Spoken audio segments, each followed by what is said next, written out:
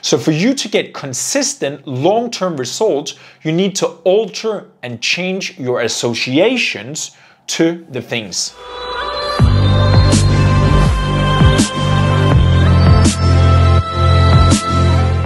And what we're going to talk about today, we're going to talk about the power of associations. The power of associations. And you might sit and think, what is an association? What is an association?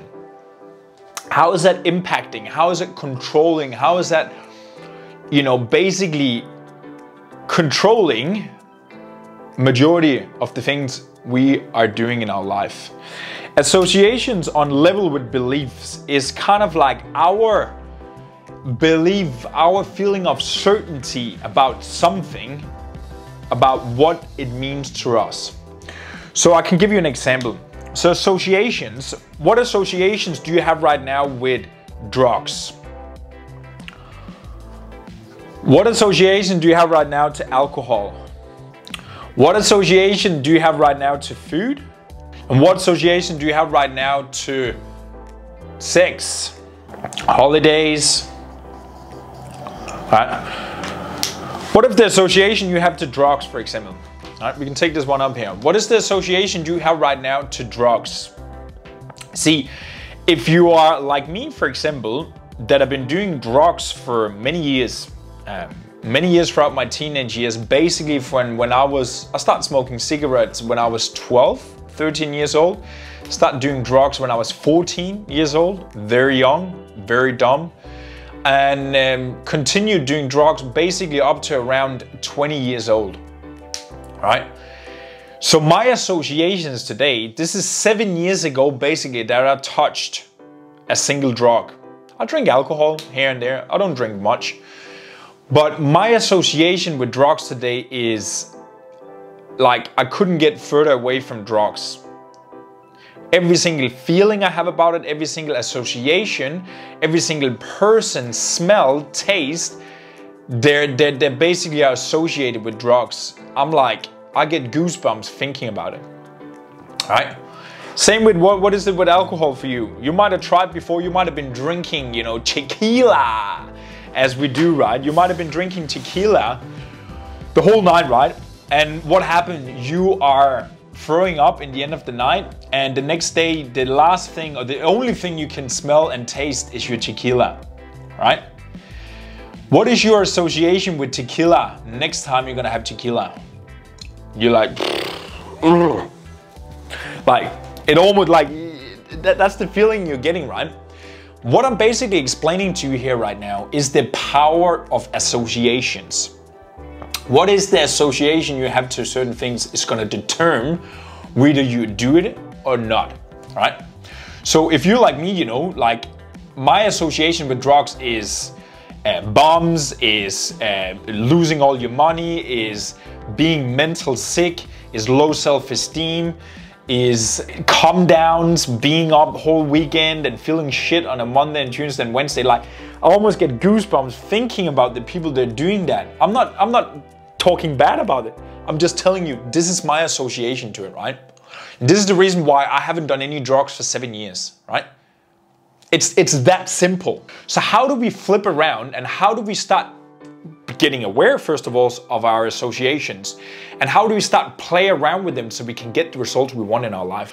You might want to lose weight, right? You might want to get in shape. You might want to start your own business. You might want to find a new relationship. But what's holding you back is your beliefs and your associations to that thing. So let us say you want to lose weight, right? You really want to lose weight and you've been trying for so long time and now it's the time to do it. But then your associations are coming into place. So your associations to losing weight is that you're gonna sacrifice, you're gonna be on low calorie diets, you won't have time to any social life, you're gonna cut away your favorite Ben & Jerry's. All these things, all these associations you have with comfort, right? There's a reason why people are getting in shape, losing weight and bouncing straight back again. They're going back to where their beliefs are. They're going back to where their associations are. They're going back to where their habits and rituals are. They're going back to where their baseline are. So for you to get consistent long-term results, you need to alter and change your associations to the things. First one is clarity, right? Clarity. What is my associations? What is the associations I have in terms of getting in shape with my body? Think about, okay, what is the internal thoughts you have about the goals you want to achieve? The subtle instinct, the subtle gut feeling you get every time you're thinking about your goal. These are the things I want you to write down. So first of all, get clarity. What is your associations? If you don't know what your associations are, you can't change them, right?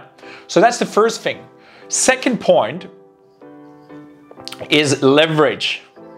And what I mean by that is that you need, in order for you to change anything, you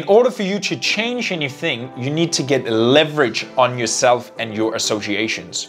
You need to get emotional attached with the things you want to change, right? So if you want to get in shape and lose weight, you need to get to the point of like, enough is enough. I'm sick and tired of being a fat ass. I'm sick and tired of being low energy, no motivation, and can't keep the promises to myself, right? You need to get leverage on yourself. So what I want you to do, I want you to write down 5 things for you to change. Leverage. What are 5 things, almost old belief you have right now that you're like, I am sick and tired of having this thing here right now. This is done. I can't do this thing here anymore. Under this thing here, 5 things that you need to change right now. What would that cost you out in the future if you don't change that thing? So let us say, okay, I'm sick and tired of being 20 kgs overweight. What will it cost me in the future? Well, I will get diabetic. I will be diabetic in the next year because my cholesterol and all my numbers are so high. I won't be able to play around with my family because I don't have any energy, any breath or anything left in the end of the day. I need to change right now because I can't be in any of my clothes anymore. I need to change right now because when I look in the mirror, I am sick and tired. I want to be sexy. I want to feel good about myself. Leverage. What will it cost you if you don't change right now? Number 3 is that you need to interrupt. You need to interrupt your automatic behaviors, also called you need to interrupt your patterns. So first of all, okay, you figure out what is your associations. You get clarity about that. Then you figure out, okay, what would it cost you if you don't change your behaviors? The third part here is that you need to start figuring out, okay, when do I actually do those bad behaviors? When do I do those bad behaviors right now? And how can I change them in the moment, right? So if you're like, okay, I'm snacking every time I get in a bad mood. I'm snacking in the end of the day at 4 o'clock because my blood sugar is low and I just can't deal with more emails. I am binge eating all over the weekend because it's been a long week and I can't deal with this thing here anymore. Whatever it is for you, right? Figuring out what is your behaviors. What is the point of where you are making that behavior? I talked about that before in videos. The 30-second rule, right? You're going into the supermarket and instead of you feeling tempted to pick up that chocolate bar there right now. You feel tempted to hit the snooze button and not wake up on time. You feel tempted to not making the phone call. You feel tempted to not speak up for yourself in a meeting, right? How can you interrupt that pattern in the moment? So what I mean by that is because what we're doing there is something we've been doing repeatedly. It's basically something we feel like we're not in control of, right? So for you to be in control of things, first of all, step up 1, you need to be aware of it. And then you need to figure out a way that you can break that automatic behavior. And ways you can do that, I do my 30-second rule. I count within my head to second, and then I'm like, okay. And then I forget about it. I forget about that automatic behavior. I count in and then I do the action I'm supposed to. I count to 30, I want to pick up that chocolate bar, I count to 30, and then I walk past and then I keep going. There's many ways you can do that. I used to have like a rubber band on my hand and I would snap. I used to have like a little bracelet over here that I will tap on twice. That had like a little Live with Passion sort of plate on my hand there. It means something to me. It was something I got at an event. So every time, I remember I was in a group class, for example, I was training people and it was high energy and I've been training many classes in a row.